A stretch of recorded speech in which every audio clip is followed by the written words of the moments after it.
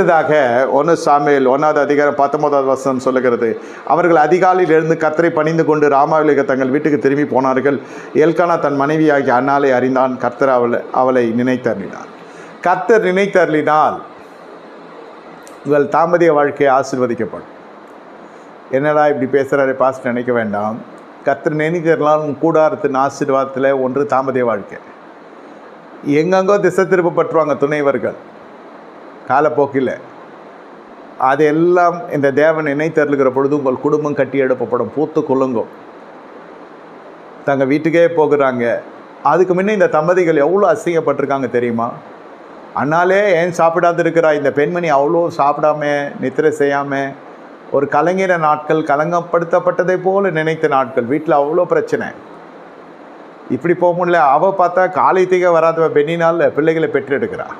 வெறுப்பேற்றுற மாதிரியே. ஜெபிக்காதவன் நல்லா உயர்ந்து வருவோம். நம்ம எதுக்கெல்லாம் ஜெபிக்கிறோமோ துன்மா இருக்கேன்னு அதுக்கு அந்த ஆசீர்வாதம்லாம் அவனுக்கு வந்து கொண்டே இருக்கும். நீங்கள் காருக்காக ஜெபிக்க அவன் கார் வாங்குவான்.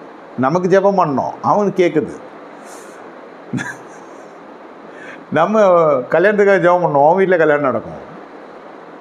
நம்ம பிள்ளைகளுக்காக ஜெபம் பண்ணுவோம், அவன் வீட்டில் பிள்ளை பிறக்கும். எல்லாம் நம்மளை என்னடா தப்பாக பண்ணுறோமா ஜெபம்னு கேட்குற மாதிரி இருக்கும். பிரியமான தேவனுடைய ஜனமே, ஆலயத்துக்கு போகிறவள், தேவனுக்கு பயந்தவ, கிருபை பெற்றவ அன்னாள். புருஷனுடைய அன்பு மட்டும்தான் கிடச்சிது. அண்ணாலே ஏன் சாப்பிடாது இருக்கிறா? ஏன் விசனப்படுகிறா? 10 குமாரனை காட்டலாம், அவன் குமாரன் அல்லவா?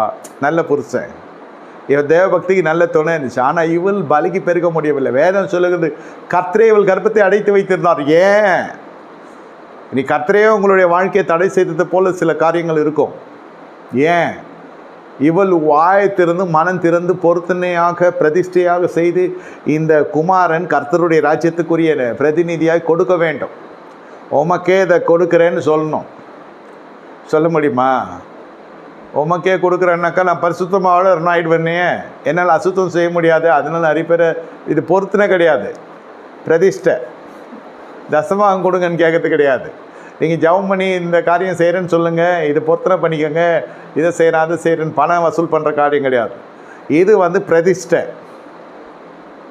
அந்த பிள்ளையை நான் உமக்கே விட்டுடுறேன், இதுதான் உண்மையான பிரதிஷ்டை செஞ்ச ஜெபம். ஆனால் அந்த அம்மா வாங்கி கட்டிச்சு அந்த ஏலி என்ற பிரதான ஆசாரியங்கிட்ட, நீ எம்மட்டும் குடித்து வைத்திருப்பான். ஆலயத்திலே அசிங்கப்படுத்தப்பட்டாச்சு.